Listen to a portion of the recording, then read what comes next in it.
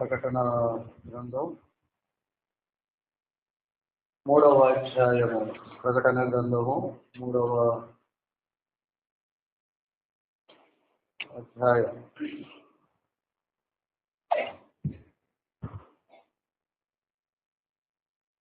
లవోదికీయ అనే ఆ సంఘమును గురించి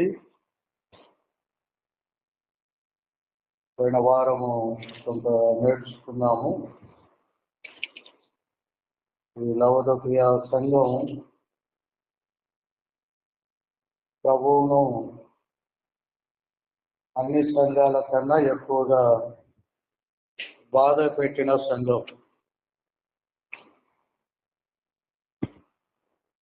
అందుకే ప్రభు అన్నాడు, నా నోట్లో నుండి ఉమ్మి వేస్తాను అన్నాడు.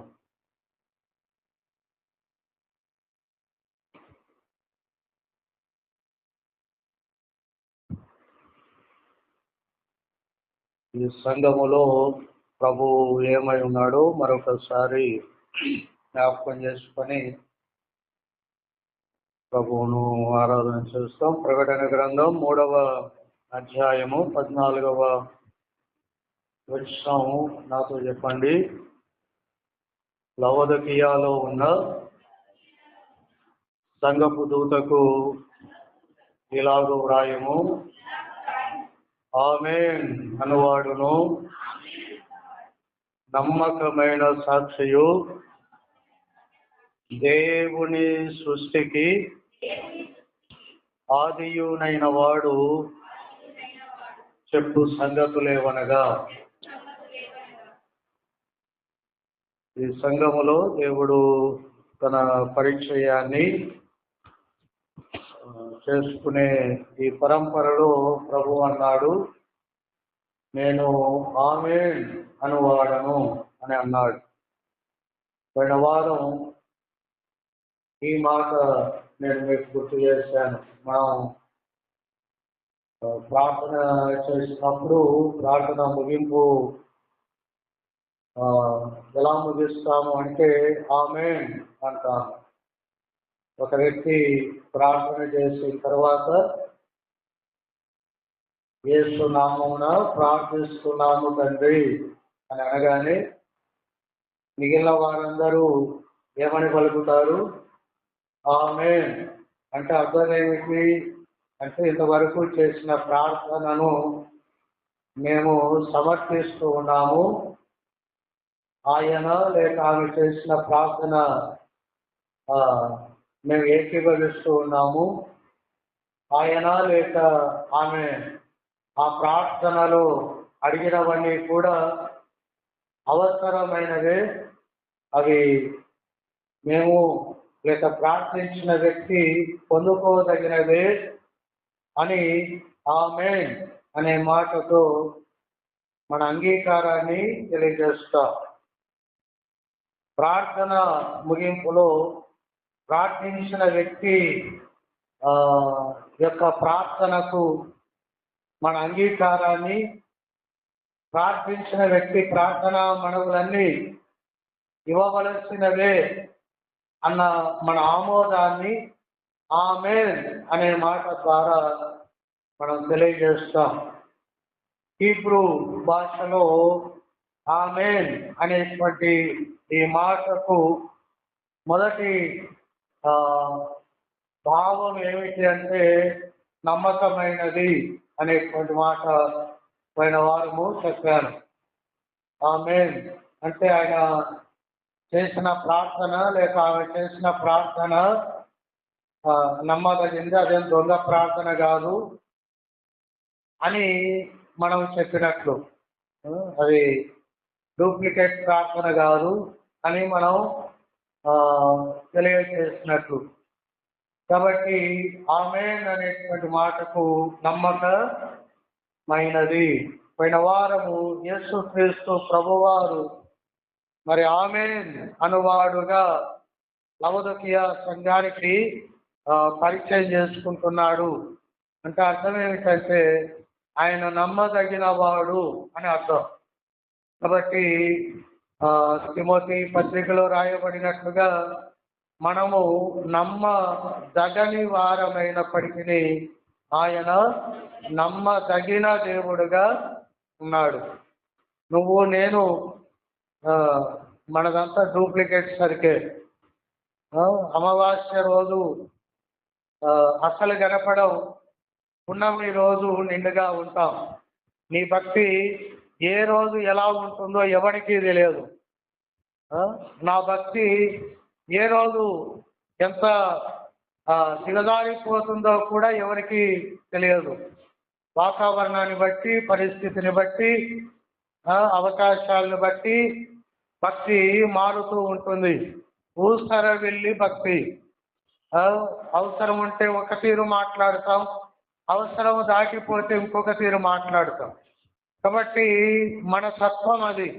కానీ మనల్ని రక్షించినటువంటి దేవుడు ఎవరు అంటే ఆయన నమ్మకమైన వాడు, ఆయన మారుడు. మనం మారుతాము కానీ ఆయన మారని దేవుడు. మనము నమ్మకము లేని వారము, ఆయన నమ్మకము కలిగిన వాడు. ఆయన మాట నమ్మకమైనది, స్థిరమైనది. ఆయన ఎలా మన జీవితంలో నమ్మకంగా ఉన్నాడు అంటే సహవాసములో నమ్మకంగా ఉన్నాడు అని, సమస్యలు వచ్చినప్పుడు కూడా మనకు నమ్మకంగా ఉన్నాడని, సమస్తమైన దుర్నీతి మనల్ని ముట్టడి వేసినప్పుడు ఆ విషయంలో కూడా ఆయన నమ్మకంగా ఉన్నాడు అని పోయిన వారము నేను మీకు జ్ఞాపకం చేశాను. ఆయన నమ్మదగిన వాడు. ఆమేన్ అంటే రెండవ ఆలోచన, రెండవ అర్థం ఏమిటంటే స్థిరమైనది. ఆమేన్ అంటే రెండవ అర్థము స్థిరమైనది. కాబట్టి ప్రభు ఎవరు, యేసు ప్రభు ఎవరు అంటే ఆయన స్థిరమైన వాడు. ఆయన స్థిరమైన వాడు, నమ్మకమైన వాడు. రెండవది స్థిరమైన వాడు. ఆయన బండ లాంటి వాడు. అది మరి కదలక స్థిరముగా ఉండేటువంటిది అన్నట్లుగా ఆయన స్థిరమైన వాడు, చంచలమైన వాడు కాడు, అస్థిరమైన వాడు కాడు. ఆయన స్థిరత్వం, ఆయన స్థిరత్వం సిలువలో కనబడింది. ఆయన స్థిరత్వం సిలువలో కనబడుతుంది. సిలువలో ఎలాగున్నాడు ఆయన? ముఖం మీద ఉమ్మి వేసిన కొరడాలతో 39 కొరడా దెబ్బలు కొట్టిన, తల మీద ముళ్ళ కిరీటం పెట్టిన, అవమానపరచిన ఆయన మానవులందరి క్షేమము కొరకు, రక్షణ కొరకు సిలువ యాగము అనేటువంటి కార్యములో ఆయన తప్పిపోలేదు. ఆయన స్థిరంగా ఉన్నాడు. ఆ పని కొరకు ఆయన సంపూర్ణమైనటువంటి మనస్సు కలిగినటువంటి వాడుగా ఉన్నాడు. ఎన్ని శోధనలు వచ్చాయి. దొంగనే అన్నాడు, నువ్వు నిజంగా దేవుడు అయితే నిన్ను నీవు రక్షించుకొని మమ్మల్ని కూడా రక్షించు అన్నాడు.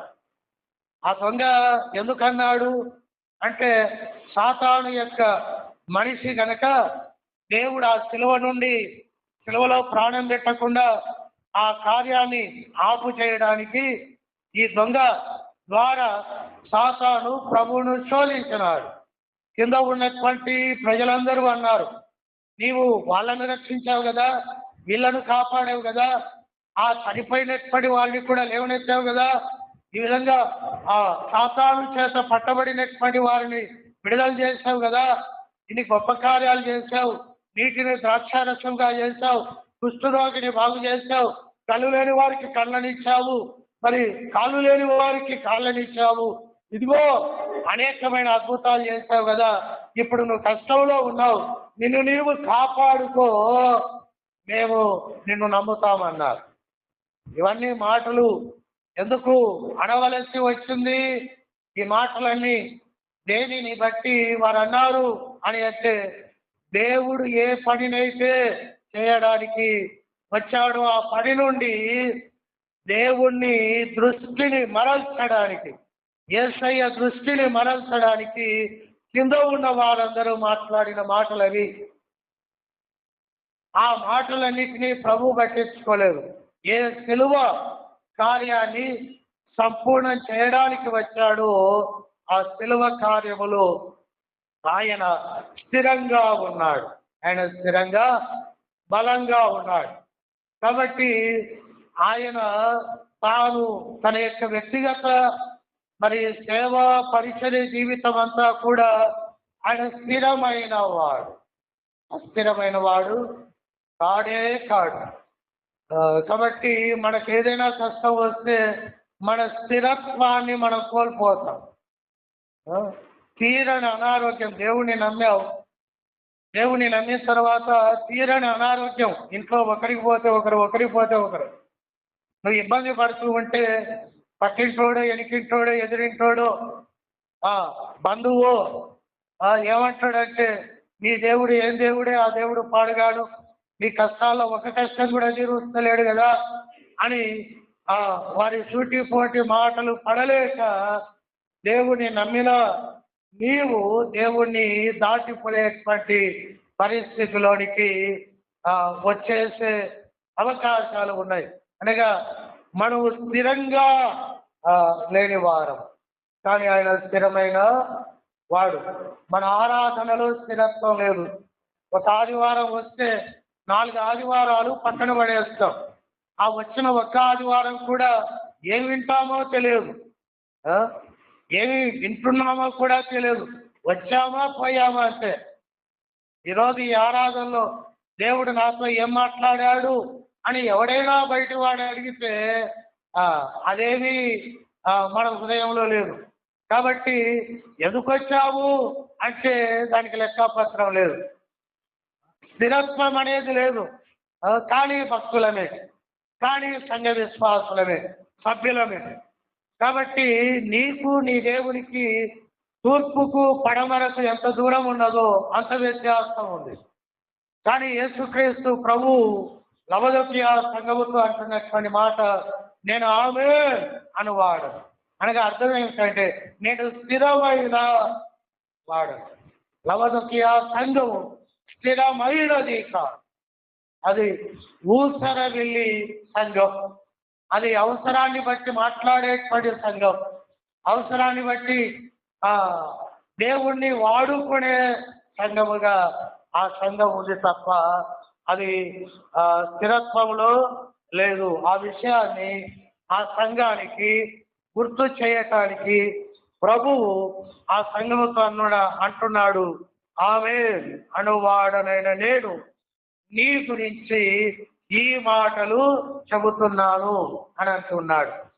అసలు ఈ ప్రభువు, ఈ స్థిరమైన ప్రభువు ఏ ఏ విషయాలలో ఆయన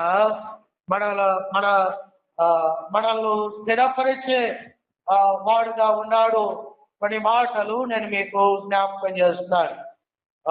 రాజుల మొదటి గ్రంథము 2వ అధ్యాయము, మరి దానికన్నా ముందు కొరింథీయులకు రాసిన మొదటి పత్రిక 1వ అధ్యాయము, కొరింథీయులకు రాసిన మొదటి పత్రిక 1వ అధ్యాయము 8వ వచనాన్ని చదువుకుందాం. కొరింథీయులకు రాసిన మొదటి పత్రిక 1వ అధ్యాయము 8వ వచనం.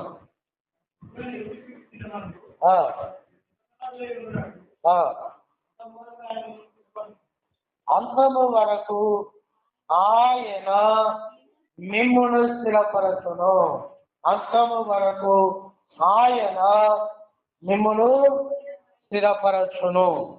మన ప్రభువైన యేసు క్రీస్తు అను తన కుమారుడి విషయములో చెప్పబడినటువంటి మాట ఇది.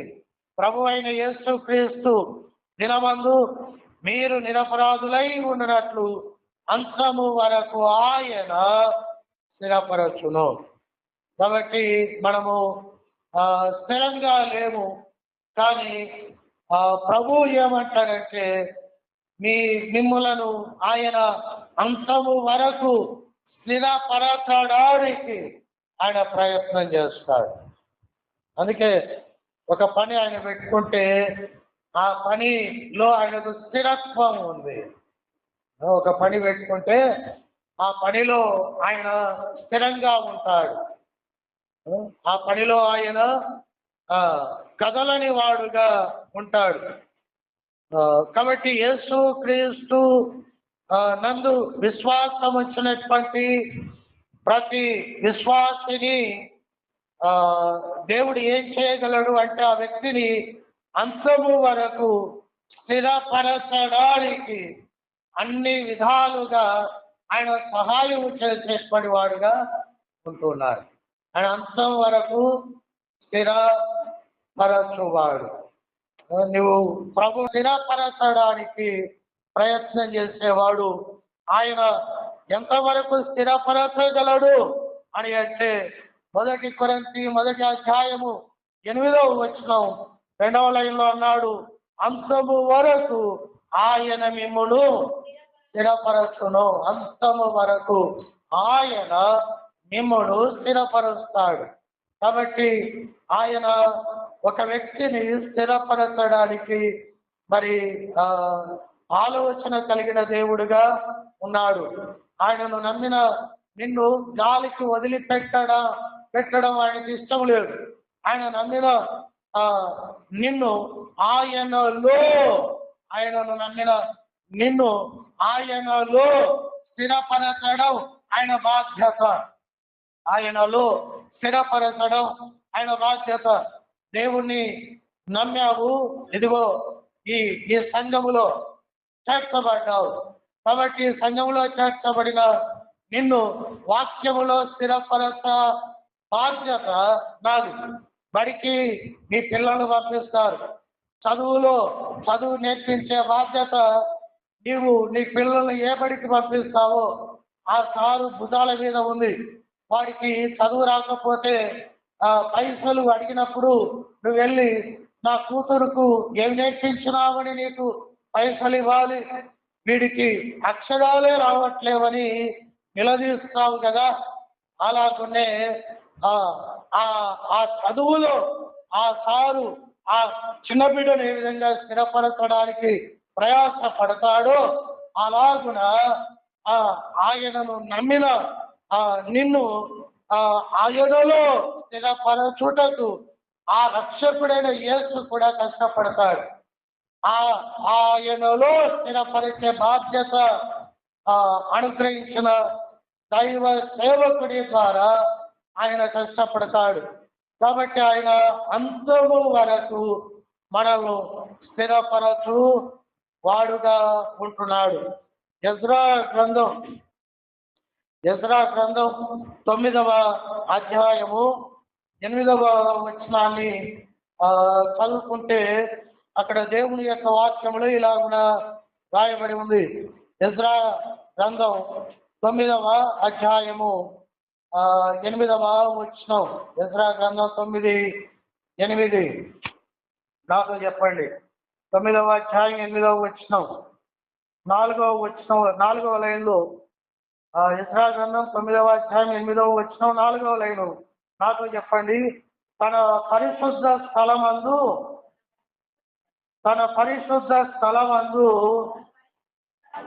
మమ్మును స్థిరపరచునట్లుగాను, తన పరిశుద్ధ స్థలమందు మమ్మును స్థిరపరచునట్లుగా. కాబట్టి దేవుడు ఒక వ్యక్తిని ఎక్కడ స్థిరపరుస్తాడు అంటే తన పరిశుద్ధ స్థలమందు. ఆయనను నమ్మినటువంటి విశ్వాసిని స్థిరపరుస్తాడు తన పరిశుద్ధ స్థలమందు.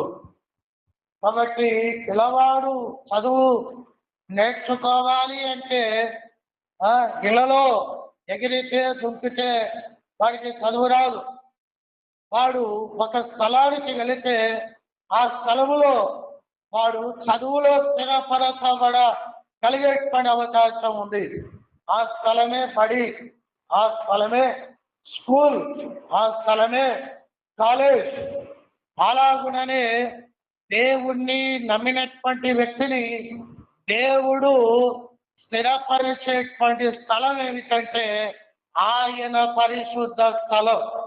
ఆయన పరిశుద్ధ స్థలం. ఆయన పరిశుద్ధ స్థలములో ఆయన తన ప్రజలను స్థిరపరిచేటువంటి ఏర్పాటు జరిగింది. ఆయన పరిశుద్ధ స్థలము ఏమిటి అంటే మందిరమే. భూమి మీద దేవుని పరిశుద్ధ స్థలం దేవుని మందిరం. కాబట్టి దేవుని మందిరములో దేవుడు తనను నమ్మినటువంటి వారిని స్థిరపరచడానికి ఆయన ఏర్పాట్లు చేశాడు. ఆయన ప్రయాసపడుతున్నాడు. నీవు దేవునిని నమ్మే ఆ సమయం వరకు ఆయన ఆయన చేయవలసినటువంటి పని సిలువలో స్థిరంగా చేశాడు.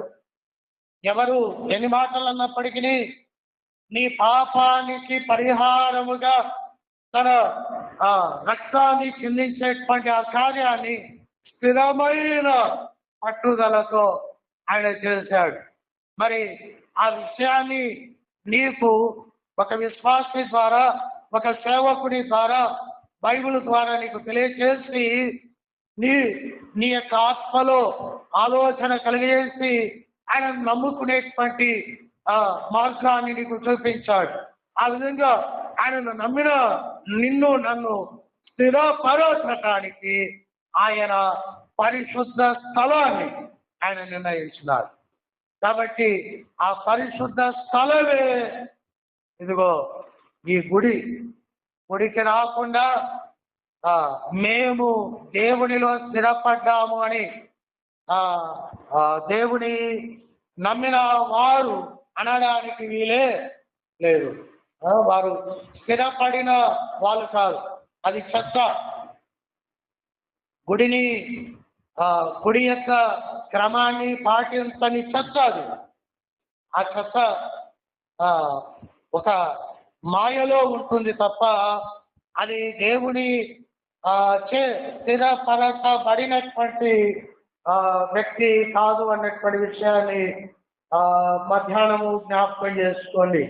ఎజ్రా 9వ అధ్యాయము 8వ వచనంలో మళ్ళా చెప్పండి, తన పరిశుద్ధ స్థలమందు మమ్మును స్థిరపరచునట్లుగా. కాబట్టి ఇక్కడికి రాకపోతే నీకు స్థిరపరచబడేటువంటి అవకాశము లేదు. బడిలో పేదాయించుకొని గాలికి తిరిగితే నీ కొడుకు చదువు ఎక్కడి నుండి వస్తుంది? వాడు గాలి ఓడే, వాడు చదువు రాని దద్దమ్మ అంతే. పేరైతే రాయించావు కానీ వాడికి చదువు రాదు. వాడు ఏదైనా స్థలంలోనికి వెళ్ళినా వాని పరువు పోతుంది, వాని ఇజ్జత్ పోతుంది. అలాంటి దౌర్భాగ్యపు స్థితి మనకు రాకుండా నిమిత్తమై దేవుడు మనలను స్థిరపరచడానికి పరిశుద్ధ స్థలాన్ని ఆయన నిర్ణయించినట్లుగా మనం చూస్తాం. దేవుని యొక్క వాక్యంలో 80వ కీర్తన 8వ వచనం దేవుని పద్ధతి చూడండి. 80వ కీర్తన, పరిశుద్ధ స్థలములో మమ్మను స్థిరపరిచేవాడు. 80వ కీర్తన 8వ వచనం నాకు చెప్పండి, నీవు ఐగుప్తులో నుండి ఒక ద్రాక్షావల్లిని తెచ్చితివి, అన్య జనులను వెలగొట్టి దానిని నాటితివి, దానికి తగిన స్థలము సిద్ధపరచితివి. 80వ కీర్తన 8వ వచనంలో ఈ 3 మాటలు చూడండి. తెచ్చితివి, నాటితివి, సిద్ధపరచితివి. మనము ఆయన యొద్దకు రాల, ఆయనే మన యొద్దకు వచ్చాడు. సువార్త ఆయనే నీ దగ్గరికి తీసుకొచ్చాడు. నువ్వు ఎక్కడికి వెళ్ళాలా, ఆయనే తన సేవకులు పంపించాడు. ఆయనే తన సువార్థికులను పంపించాడు. ఆ సేవకుల ద్వారా, ఆ సువార్థికుల ద్వారా యేసే నిజమైనటువంటి రక్షకుడు అన్నటువంటి మాటలు మనకు వినిపించాడు. పెళ్లి దగ్గర మాట్లాడాడు, లేక వీధిలో మాట్లాడాడు, నీ ఇంటికే సేవకుడు వచ్చి మాట్లాడాడు. ఏ మార్గము ద్వారా దేవుడు మాట్లాడాడో తెలియదు.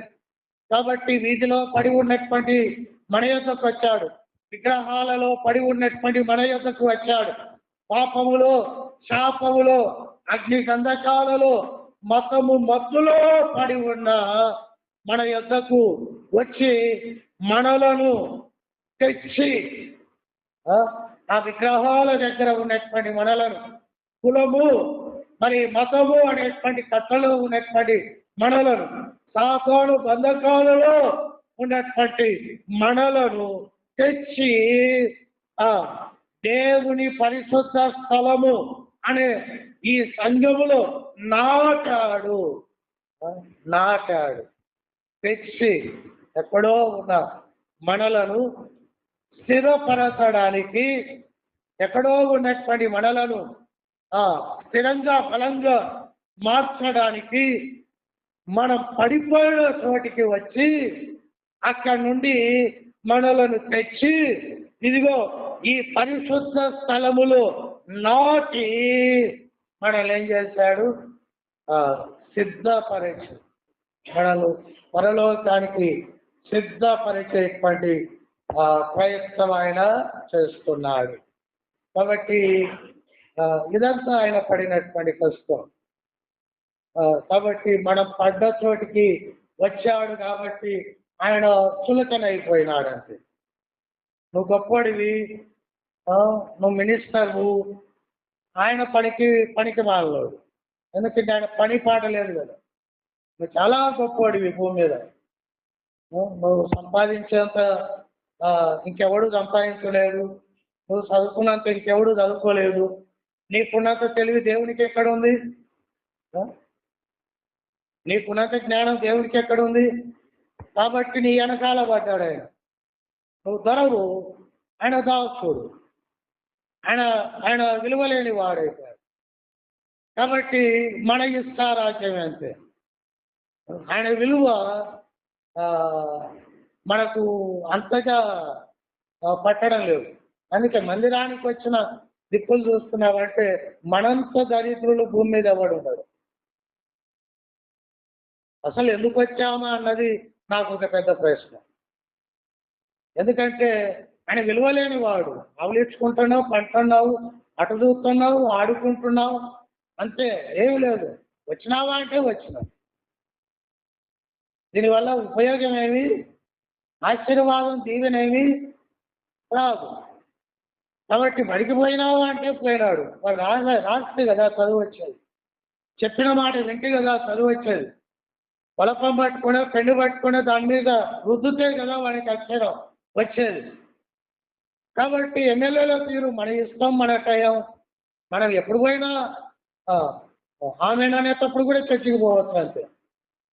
అదే పనికనండి, పంటల పనికనండి, ఏదన్నా పనికనండి, ఒక గంట ముందే ఉంటాం. ఎవరైనా మనల్ని చూసేవాడనండి, అబ్బో వాళ్ళ దగ్గర పేరు పోగొట్టుకోవద్దని ముందే ఉంటాం. దేవుడు అనండి, దేవుడా, ఆయనకు విలువ ఎక్కడున్నది? ఆ దేవుని గురించి చెప్పేవాడికి కూడా విలువ లేదు. దేవునికి విలువ లేదు, దేవుని గురించి చెప్పేవాడికి కూడా ఏమీ లేదు, విలువ లేదు.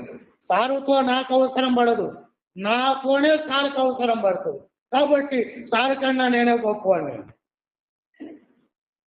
మన తత్వాలు ఇలాగైపోయినాయి. అది లవోదికీయ సంఘం యొక్క తత్వం. అందుకే ఉమ్మేస్తా అన్నాడు. నా నోట్లో ఉన్న ఉమ్మి కన్నా తక్కువ వాడు అన్నట్లుగా మాట్లాడుతున్నాను. కారణం ఏమిటంటే దేవుడు స్థిరమైన వాడు, కానీ ఈ ప్రజలు ప్రభును నమ్మామని చెప్పుకుంటున్న ఈ ప్రజలలో స్థిరత్వం లేదు. తన పరిశుద్ధ సన్నిధిలో ఆయన మమ్మును స్థిరపరచాలని ఆయన ఆలోచన కలిగి ఎక్కడో పడి ఉన్న నన్ను తెచ్చి, ఎక్కడో పడి ఉన్నటువంటి నన్ను తెచ్చి ఈ పరిశుద్ధ స్థలములో నాటాడు. మరి నాటిన ఈ స్థలములో నీవు నేను పొలములో నాటబడిన ఆ వరి నారు తీరు, ఆ పొలములో ఉన్నటువంటి నీటిని, ఆ పొలములో వేసినటువంటి మందును, ఆ పొలములో ఏర్పాటు చేసినటువంటి కంచె మధ్యలోని భద్రతను పొందుకొని నీవేం చేయాలి, నేనేం చేయాలి అంటే ఆ వరి నారు తీరు అభివృద్ధి చెందాలని ఆయన ఆకాంక్షిస్తూ ఉన్నాడు. కానీ అది జరుగుతూ ఉందా అంటే అదొక పెద్ద ప్రశ్న. కనుక ఆయన ఎవరు అంటే ఆయన స్థిరపరచువాడు. ఎంతవరకు స్థిరపరుస్తాడు అంటే మరి రాకడ దినము వరకు కూడా స్థిరపరుస్తాడు. మరి ఆయన రాకడ వరకు ఎక్కడ మనలను స్థిరపరచడానికి స్థలం ఏర్పాటు చేశాడు అని అంటే మనల్ని స్థిరపరచేటువంటి స్థలం ఇదిగో ఆయన పరిశుద్ధ స్థలం. ఈ పరిశుద్ధ స్థలంలోనికి ఎలా వచ్చాం అంటే ఎక్కడో పడి ఉన్నటువంటి నా దగ్గరికే ఆయన వచ్చి నేను పడి ఉన్నటువంటి ఆ స్థలములో నుండి నన్ను పీకి ఈ పరిశుద్ధ స్థలము దగ్గరికి తెచ్చి నాటాడు. ఇక్కడ ఈ పరిశుద్ధ స్థలము దగ్గరికి తెచ్చి ఆయన నన్ను నాటిన వాడుగా ఉన్నాడు. ఈ పరిశుద్ధ స్థలములో ఆయన నన్ను స్థిరపరచడానికి ప్రయాసపడుతూ ఉన్నట్లుగా దేవుని యొక్క వాక్యములో మనం చూస్తూ ఉన్నాం. ఈ పరిశుద్ధ స్థలములో ఆయన ఎలా స్థిరపరుస్తున్నాడు నన్ను అంటే 119వ కీర్తన 119వ కీర్తన 119వ కీర్తన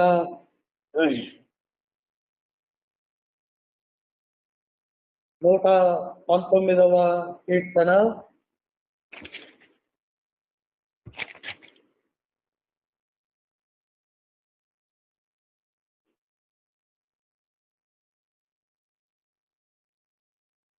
133వ వచనం 119వ కీర్తన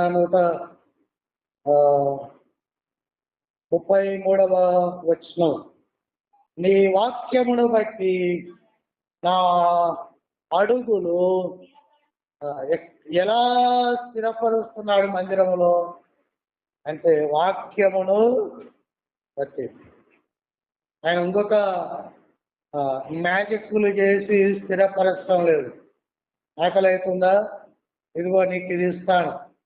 కాలు నొప్పా, ఇదిగో నీకు స్వస్థత ఇస్తాను. ఉద్యోగమా, ఇదిగో నీకు ఇది ఇచ్చేస్తాను.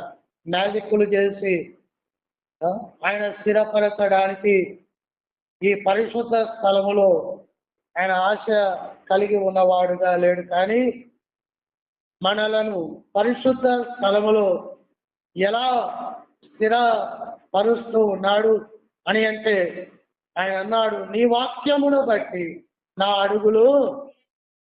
కాబట్టి వాక్యమే వాక్యం తప్ప అన్నీ కావాలి మనకు.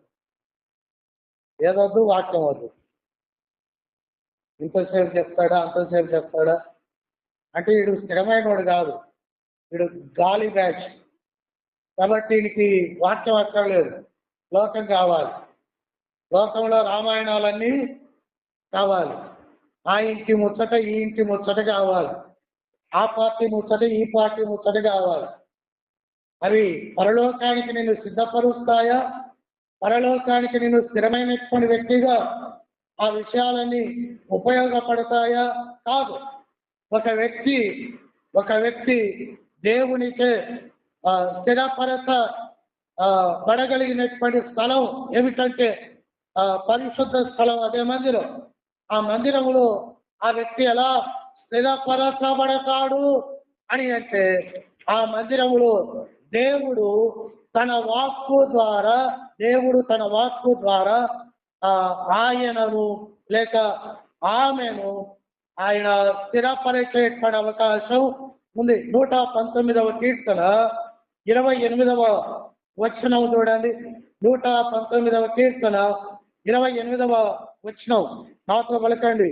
వ్యసనముల వలన నా ప్రాణము నీరైపోయెను, నీ వాక్యము చేత నన్ను స్థిరపరచుము. అర్థమవుతుందా? ఒక వ్యక్తిని దేవుడు వాక్యము ద్వారానే స్థిరపరచాలి. వాక్యాన్ని ఏ వ్యక్తి అయితే సీరియస్ గా తీసుకోడో ఆ వ్యక్తి ఏదో ఒక రోజు కొట్టుకొనిపోతాడు, ఏదో ఒక రోజు దేవుడికి దూరం అయిపోతాడు. కాబట్టి వాక్యాన్ని వివరముగా ధ్యానించడం కానీ, వినడం కానీ, నెమరు వేసుకోవడం కానీ, అర్థం చేసుకునేటువంటి ప్రయత్నం కానీ చేయాలి.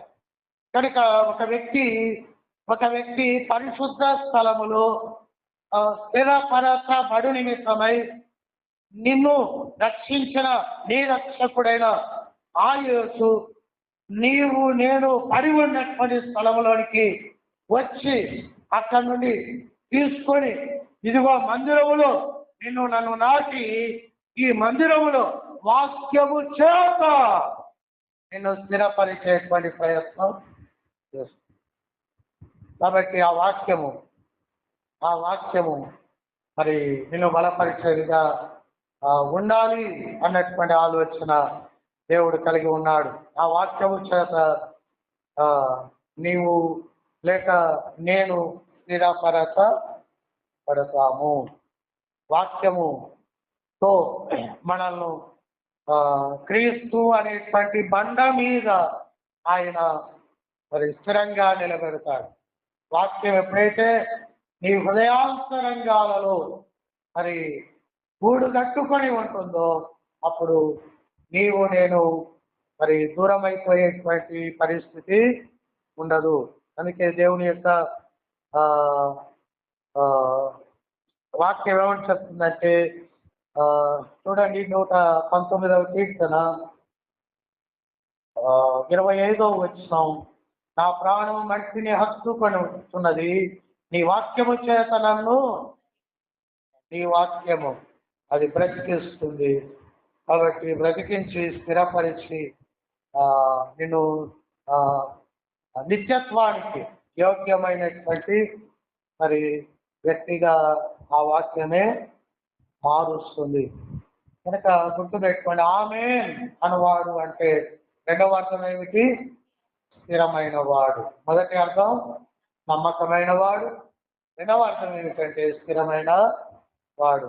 కాబట్టి మనం స్థిరత్వం లేని వారమైనప్పటికీ ఆయనను నమ్మిన మన జీవితంలో ఆయన ఏమై ఉన్నాడంటే నిన్ను స్థిరపరిచేవాడుగా ఉన్నాడు.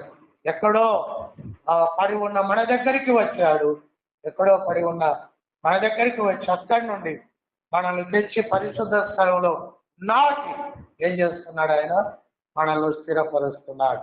దేనితో అంటే వాక్యముతో ఆయన మనల్ని స్థిరపరుస్తున్నాడు. ఒక ఉదాహరణ చెప్పి ముందుకెళ్తాను. లూకా సువార్త 10వ అధ్యాయములో మార్తా, మరియ, లాజరు అనేటువంటి కుటుంబం మనకు పదే పదే విన్నటువంటి మాట. అయితే వారు యేసు ప్రభును వారి ఇంటిలోనికి ఆహ్వానించారు. వారు ఇంటిలోనికి యేసు ప్రభు వారిని ఆహ్వానించిన తర్వాత యేసు ప్రభు వారు ఆ ఇంటిలోనికి వచ్చినప్పుడు లూకా సువార్త 10వ అధ్యాయము 39వ వచనం నాకు చెప్పండి. ఆమెకు మరియా అను సహోదరి ఉండెను.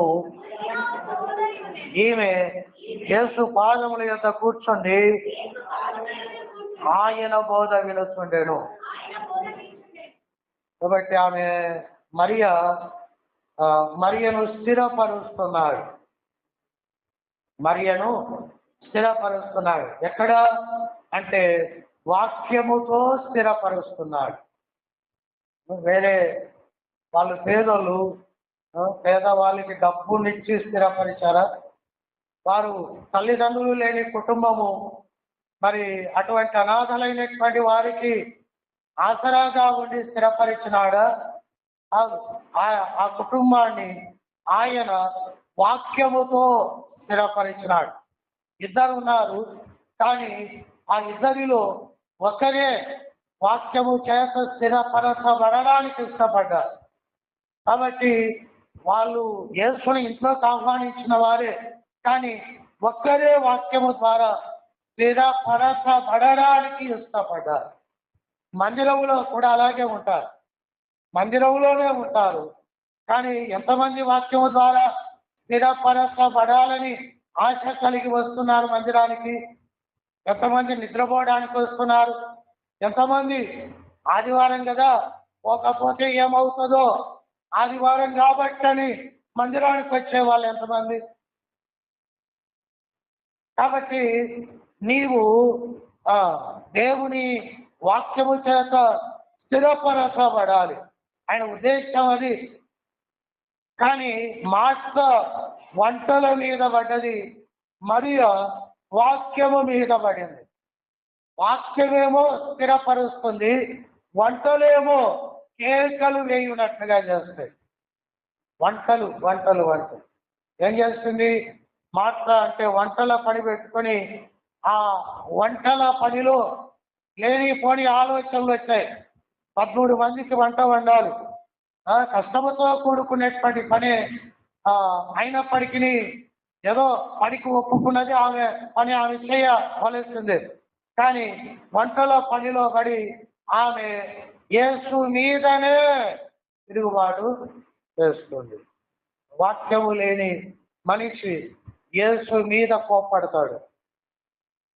యేసు మీద, యేసునే 4 తిట్లు తిట్టే వాడు, ఎందుకంటే వీడికి వాక్యం లేదు, వీటికి బాగా బైబిల్ బాగా తెలుసు.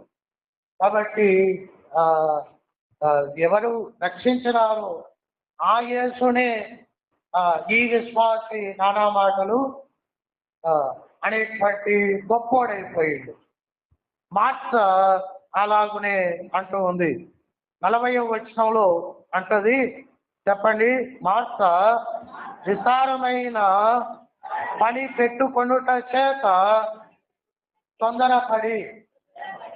కాబట్టి మందిరానికి ఎందుకు రారు అంటే లోకములో ఉన్న పనులన్నీ పెట్టుకున్నారు,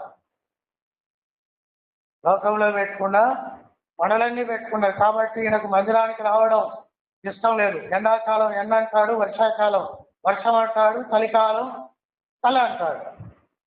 మరి ఎప్పుడు దేవుడు అంటాడు అంటే వీడికి పోయే కాలం వచ్చినప్పుడు, వీడికి పోయే కాలం, హాస్పిటల్కి పోయే కాలం వస్తుంది, అప్పుడు రోడ్డు మీద ప్రార్థన చేస్తుంది. అదే పోయే కాలం అంటే. ఆ పోయే కాలం వచ్చినప్పుడే దేవుడు గుర్తు వస్తారు. ఇక ఏ కాలంలో ఈ వ్యక్తికి దేవుడు గుర్తు రాడు. అనేకమైన పనులు పెట్టుకున్నారు. ఏం పని? పొలం పని. తప్పేం కాదు, ఆదివారం కూడా పొలం పని పెట్టుకోవడం తప్పు. ఉద్యోగం తప్పేం కాదు, కూలీకి వెళ్ళడం తప్పేది కాదు. వాక్యాన్నే దాటిపోయేంత గొప్పవాడి అయిపోయావా మరి? మార్త ఏం చేస్తుంది అంటే విస్తారమైన పని పెట్టుకుంది. కాబట్టి ప్రభు వచ్చినప్పుడు నీ పని ఏమై ఉండాలి? ప్రభు యొక్క మాటలు వినే పని తప్ప ఇంకొక పనిలో సమయాన్ని వెచ్చించడం నీకు నీ ఆత్మీయ జీవితానికి యోగ్యమైనది కాదు. ఆయన వెళ్ళిపోతాడు, ఆ తర్వాత పనులు పెట్టుకో. నువ్వు అన్నం పెట్టినంత మాత్రాన నీ మీద నింద వేసిపోయేంత గొప్పవాడివి యేసు ప్రభు కాదు. నీకు తెలియని ఆహారము నా యొద్ద ఉన్నది. యోహాను సువార్త 4వ అధ్యాయములో అమ్మా నాకు నీళ్ళు అన్నాడు. దాహము దాహము దాహము. కానీ నీళ్లు తాగాడు ఆయన అంటే ఆయన దాహం ఏమిటంటే ఆ సమరయ స్త్రీని స్థిరపరచడము ఆయన దాహం. ఆమె పడిపోయిన స్త్రీ, పాడైపోయినటువంటి స్త్రీ, ప్రపంచాన్ని పాడు చేస్తున్నటువంటి స్త్రీ, అటువంటి స్త్రీని స్థిరపరచే ఆ దాహం యేసయ్యది. ఆయన దాహం శరీర సంబంధమైనది కాదు. కాబట్టి ఆయన ఆ స్త్రీని స్థిరపరచడానికి మిట్ట మధ్యాహ్నం వాక్యము చెప్పడం మొదలు పెట్టాడు. తన ధూప పక్కన పెట్టాడు, తన ఆకలి పక్కన పెట్టాడు. బేతని గ్రామంలోనికి వచ్చాడు. అక్కడ ఈ ఒక్క కుటుంబమే లింగులు తుక్కుమంటూ దేవుని నమ్ముకున్నదేమో. ఈ ఒక్క ఇంటికి ఆయన వచ్చాడు. ఆయన వచ్చింది ఎందుకు అంటే ఆ కుటుంబాన్ని వాక్యములో స్థిరపరచడానికి వచ్చాడు. ఆయన వాక్యములో స్థిరపరచాలని ఆ ఇంటిలోనికి వస్తే ఆ ఇంటిలో ఒక ఆవిడ ఏం చేస్తుందంటే విస్తారమైన పనులు పెట్టుకుంది.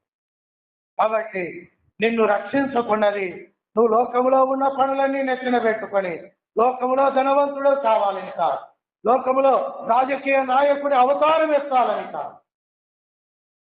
అవుతుందా? నువ్వు పరలోకములో స్థిరంగా ఉండాలి. కాబట్టి మార్తా మరియల ఇంటికి వచ్చినప్పుడు ఒక ఆమెమో వాక్యములో స్థిరపడడానికి ప్రయత్నం చేస్తుంటే ఒక ఆమె తలకు మించిన పనులన్నీ పెట్టుకొని ఆమె బాధపడుతూ ఏమంటుంది 40వ వచనంలో చెప్పండి. మార్త విస్తారమైన పని పెట్టుకొనుటి చేత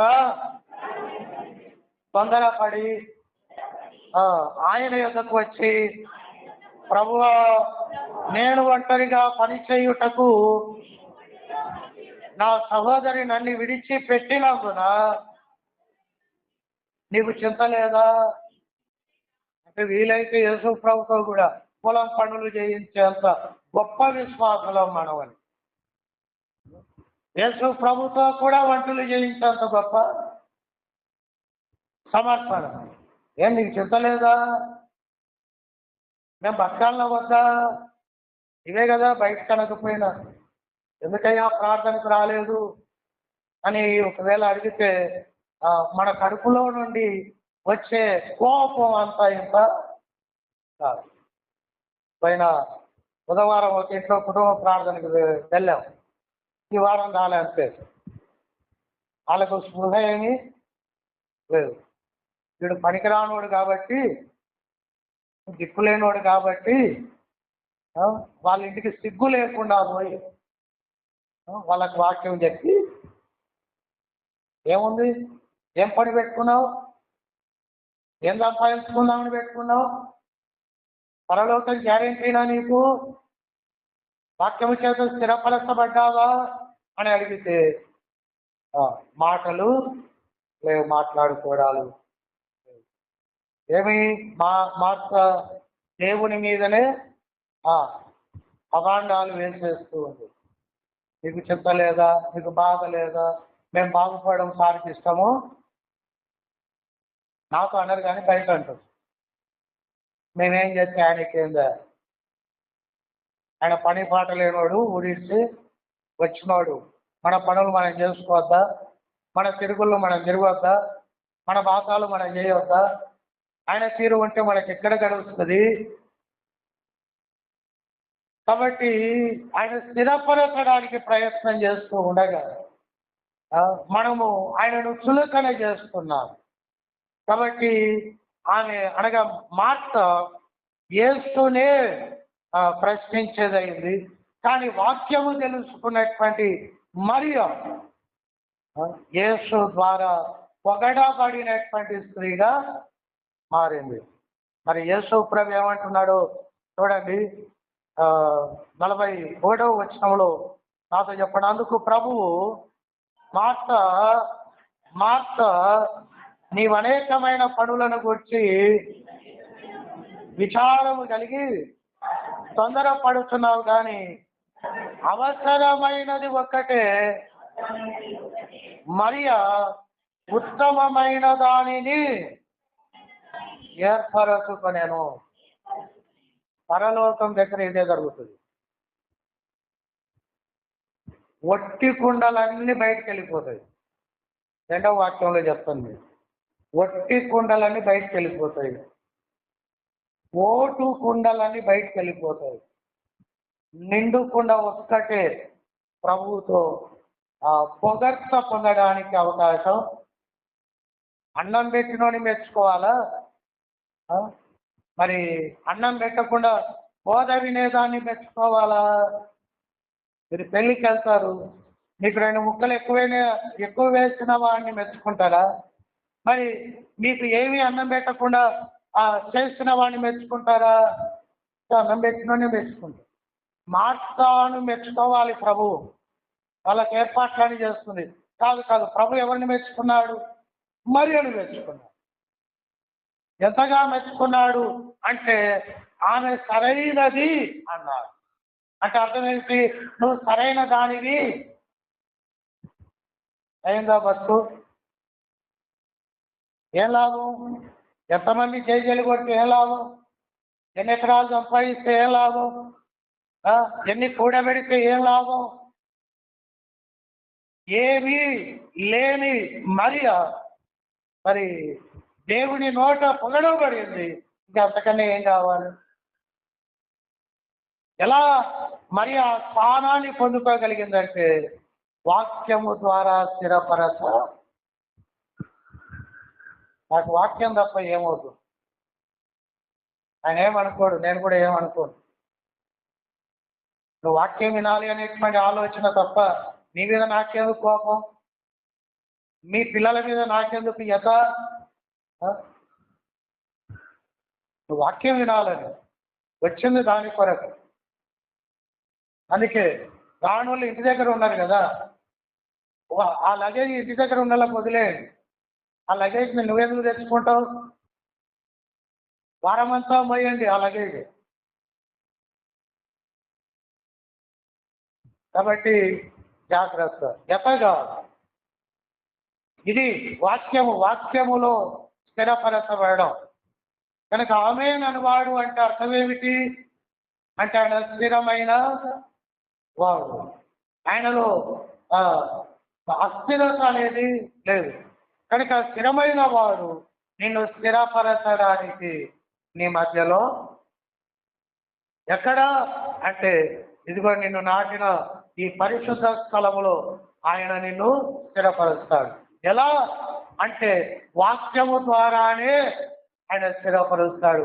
ఆయన దగ్గర ఇంకొక దారి, వాక్యమే నన్ను స్థిరపరిచే మార్గము. అందుకే దావీదు అన్నాడు, దీవారాత్రము దానిని ధ్యానించువాడు ధన్యుడు.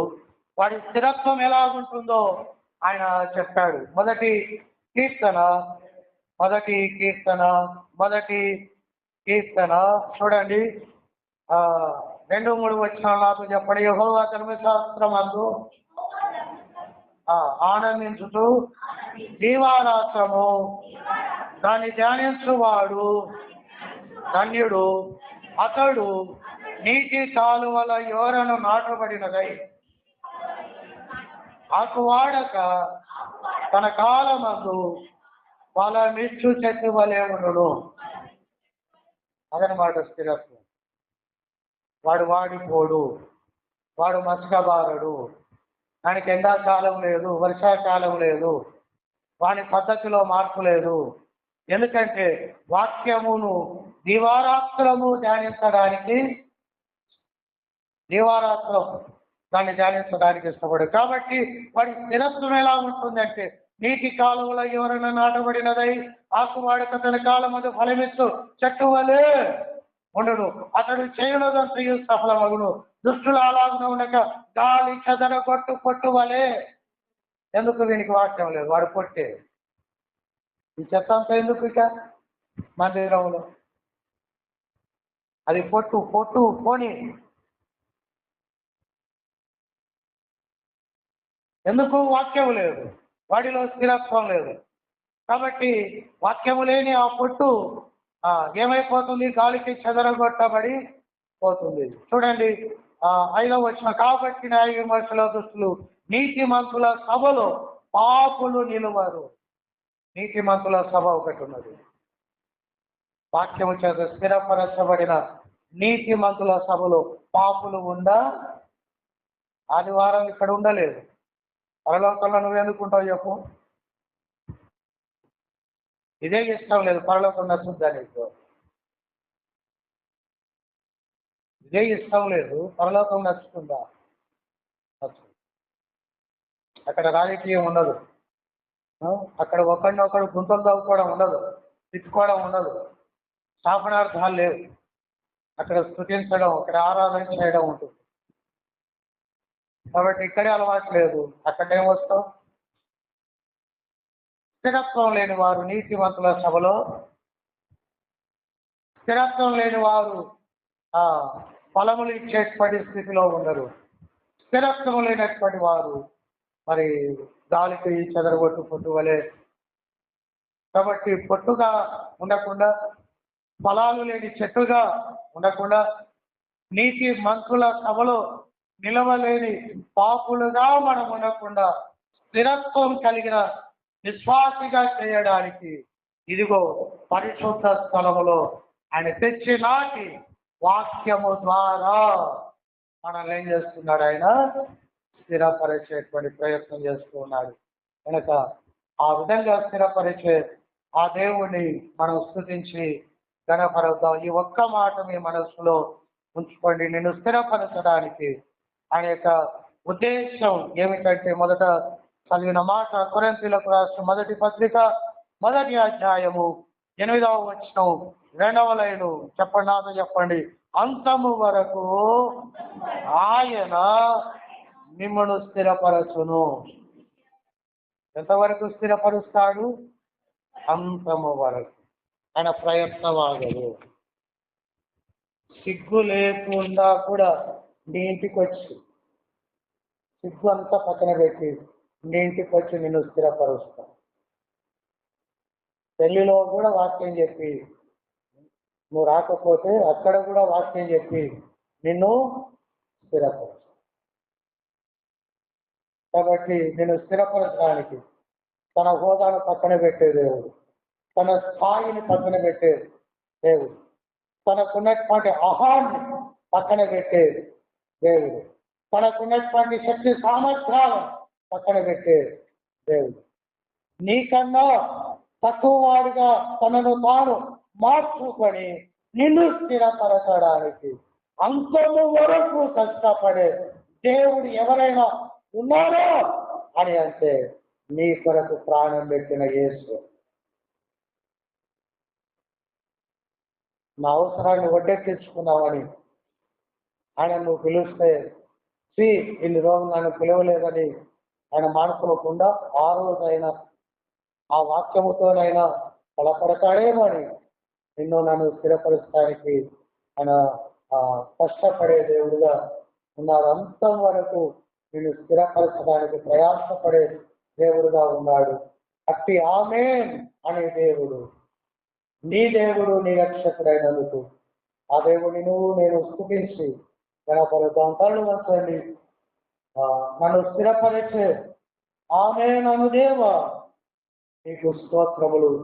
నన్ను స్థిరపరచడానికి ఎక్కడో పడి ఉన్న నన్ను దేవా, నేను పడి ఉన్నటువంటి ఆ స్థలానికి నీవే వచ్చావు. ఆ స్థలములో ఉన్నటువంటి నా చెట్లన్నీ తెంచి ఇదిగో పరిశుద్ధ స్థలములోనికి తెచ్చి ఇక్కడ నన్ను నాటి ఈ పరిశుద్ధ స్థలము అనే నీర్సంగములో నన్ను వాక్యము చేత స్థిరపరచడానికి ప్రయత్నం చేస్తున్న దేవా నీకు స్తోత్రం అని ఆ దేవుని మనం స్తుతించి ఆరాధన చేద్దాం. ఒకరి